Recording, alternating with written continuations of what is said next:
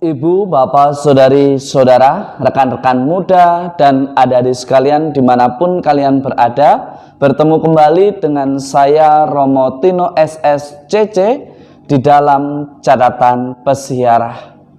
Seringkali di dalam hidup kita bertanya, mengapa kejahatan terus-menerus ada dan mengiringi setiap langkah kita? Tetapi kok sepertinya Tuhan tidak menghilangkannya. Sebetulnya Tuhan mewartakan kasih dan tetap mencintai umatnya.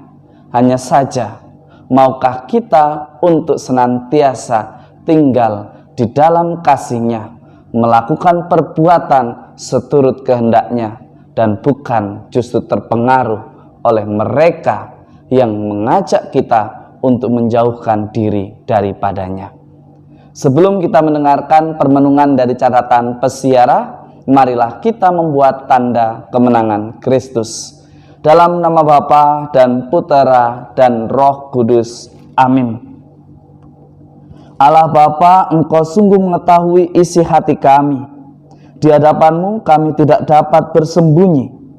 Hendaklah Engkau menjauhkan kami dari sikap kepura-puraan dan munafik.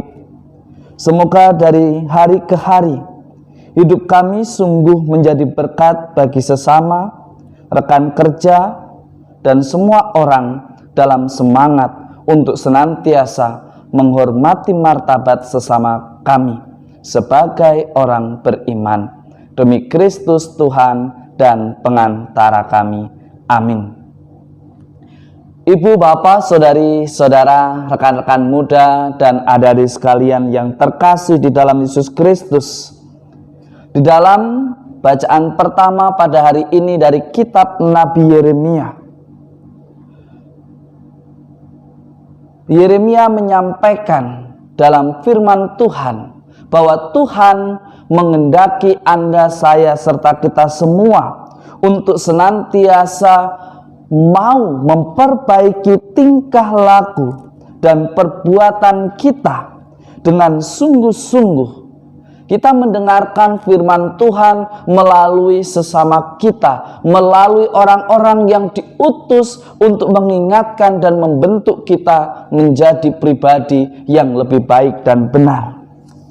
Melalui mulut Nabi Yeremia, ia menghendaki jemaatnya untuk senantiasa melakukan pertobatan secara terus-menerus dari hari ke hari.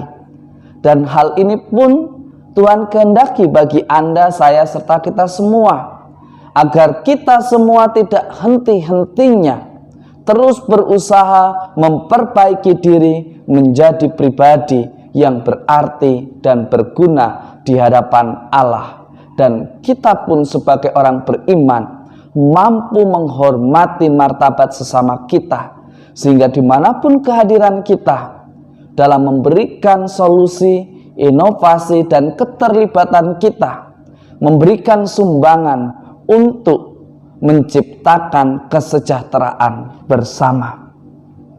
Di dalam Injil suci menurut Matius pada hari ini, kembali Yesus mengajar kepada Anda, saya, serta kita semua melalui perumpamaan tentang adanya musuh-musuh yang menaburkan benih-benih kejahatan di tengah-tengah upaya orang menaburkan benih-benih kebaikan.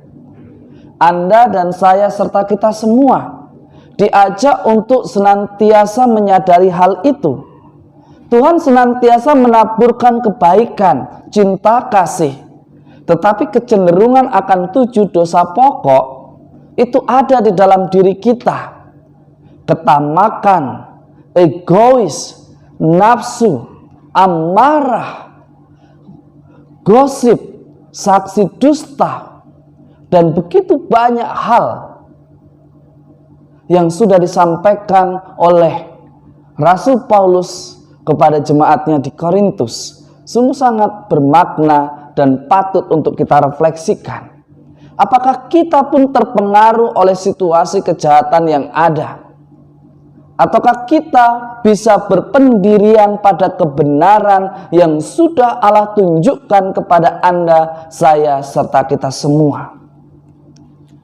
Tentu kita harus menyadari di tengah upaya menaburkan kebaikan dan penghormatan akan martabat manusia serta kesejahteraan bersama, selalu ada pihak tertentu yang akan menghalangi, yang akan mengganggu, bahkan menaburkan hal-hal yang jahat yang mungkin membuat kebaikan yang sudah direncanakan itu tidak segera terwujud karena kenyamanannya terganggu, karena kebiasaannya tidak dapat lagi dilakukan dan diteruskan karena semakin banyak orang akan berbuat di dalam kebaikan.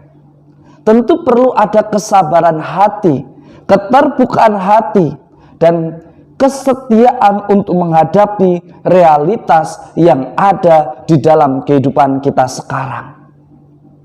Mungkin banyak dari Anda, saya serta kita semua mempertanyakan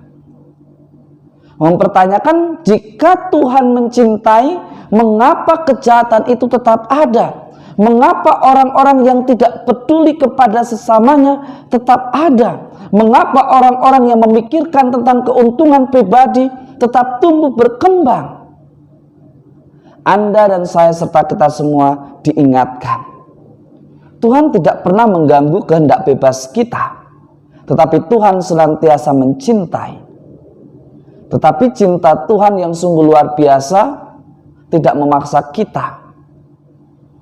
Semua kebaikan, keburukan, kesuksesan, kebahagiaan, penderitaan maupun kegagalan, semuanya ada di tangan Anda, saya, serta kita semua. Maka bijaksanalah di dalam mengambil sebuah keputusan di setiap langkah kehidupan kita. Semoga berkat Tuhan senantiasa melindungi dan memberkati kita semua, Bapa dan Putera dan Roh Kudus. Amin. Ibu, bapak, saudari, saudara, rekan-rekan muda, dan adik-adik sekalian yang terkasih, perjalanan di dalam kehidupan di dunia ini sama seperti yang disampaikan di dalam Injil suci menurut Matius pada hari ini.